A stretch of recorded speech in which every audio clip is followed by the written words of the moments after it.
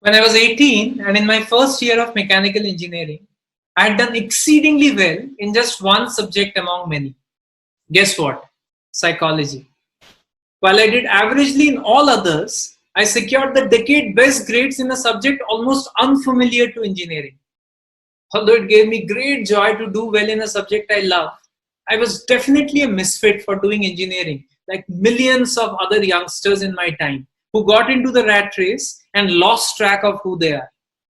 Sadly, after this, I also earned the title of psycho among my bullying friends in campus. The negative peer pressure, along with my not so favorite degree, made me spend the next few years under severe mental, physical, and emotional turmoil. The saving grace in all this was my determination to keep going while passionately pursuing a master's course that I was sure would get me out of things I pretend in and into things that I actually love doing. Enough of me, let's get the limelight onto you now. Fill in these blanks for me in your mind. Ready? I am bad at dash. I always dash. I'm just not the type of person who dash. I'm not very dash. Could you fill in some of the blanks? Now revisit your answers. Are these positive thoughts? Fantastic. But if you jotted a few negative ones, there is some work to do. What just got discussed, my friends, are self-advocates. The noise that you hear in your heads each day. The ideas you tell yourselves when no one else is around. The beliefs you carry around, whether or not they are true. Hi Candorians and fellow TEDx community members. My name is Debojit Sen. I'm a passionate business leader and a mentor. And in my little more than a decade-long career, I've realized the primary challenges that students face fall under four broad categories. The first one you would have already guessed, academic pressure. What is considered normal in the society by parents, peers, and relatives may not be normal for you. Pressure before that maths exam that the society finds as important. Pressure to get into a dream college of your parents' choice and not your choice. Pressure to be better than your high-performing cousins and neighbors. Number two, peer pressure. This happens when you go against your moral code and beliefs, leading to a slow but a long-term impact on your mental, physical, and emotional stability. Remember that party you attended when you wanted to rather go to the gym? That day when your entire group decided to bunk that important class. That unnecessary fight you had to be a part of only because your peers were cheering for you. Number three, independence and freedom. What if you did not have to report to someone every day? Would your life have been different without those demanding teachers and parents? We are all familiar, right, with that lingering feeling of no one understands me.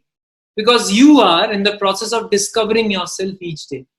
And each one of these days, you find out how different you are from your parents, from your teachers, from your society, and sometimes even your role models. Number four, identity crisis. Who am I? Am I what I love? Or am I what I'm good at? Am I what the society wants me as? Or am I what my friends want me to be? When you face these situations like the four above, what do, guys? Research says we end up doing one out of three things. We either fight, or we flight, or we freeze. Today, I will teach you a fourth type, the gift of self-motivation that will enable you to navigate through these and related challenges that you face. But before we start unboxing this gift of self-motivation, let's understand what it looks like. Simply put, self-motivation is the force driving your behavior. It's the why behind everything you do.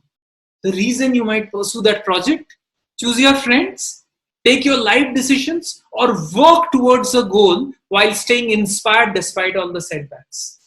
It is what takes you farther than the initial motive behind your goal. After the buzz of excitement wears off, self-motivation takes you to the finish line. Clear? Now I'll give you 4 hacks that I myself use to stay motivated in various challenges of my life. These hacks can be easily remembered by the acronym GIFT. G-I-F-T. G. Get real with your why. Your purpose. I very early in my career realized that my purpose was to help people. First identify and then work towards their goals. I do that through mentorship, through people leadership at work, and through the content I create across social media channels. Ask yourself a zillion times if need be. Are you doing what you're doing because you want it? Or are you pretending to show the world that this is what you want real bad? And once you know what is truly important, don't trade that for the urgent. Keep reminding yourself in a way that you just can't ignore all the important goals of your life. Let me give you an example. If you want to graduate from Harvard University, let's say, put up a picture of the campus on your study table. If you want to win the inter-school competition, put a winner's certificate in the room. If you want that highest paying job, print a check of the same and put it in your wallet. I, internal locus of control.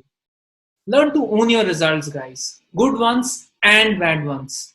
I've trained myself to not blame external factors when things go wrong. I have learned it the hard way. But you don't have to necessarily go through the same, right? I've stopped blaming the traffic when I reach late somewhere. I've stopped blaming my team members for my bad presentations to the seniors. I've stopped blaming my family for things I could not achieve. Because I know it deep down, if I had wanted it really bad, I would have done that.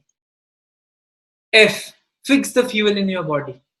I spent almost a decade being underweight, staying alone while working in a metro city, eating junk most of the times, skipping meals, barely exercising, sleeping and getting up at odd times. All of these are things I regret doing. And I wish I would have been much more healthier than what I am today. Trust me, you don't want to compete with someone healthier, whose mind can make better decisions quicker than you can. I've been in that space before. T, treat yourself with rewards. Famous American author Daniel Pink, in his book Drive, argues that financial motivation is outdated. There's a deep human need to direct our own lives and measure progress. I measure progress through the smaller wins in the journey rather than that big win of the destination. For example, I find happiness in striking off bullet points from my to-do list each day. I never say I failed in something. I rather say I just fell once and I'm not there yet. Failure sounds permanent, right? Falling, on the other hand, is temporary. So now that you have the gift, I leave you with this thought. Think about a world where all of us are self-motivated. A world where we know our whys, own our outcomes, keep healthy, and be kind to ourselves. And along with this thought, that 18-year-old Debojit in me wishes that this gift of self-motivation you will share with others, because this is an idea worth sharing.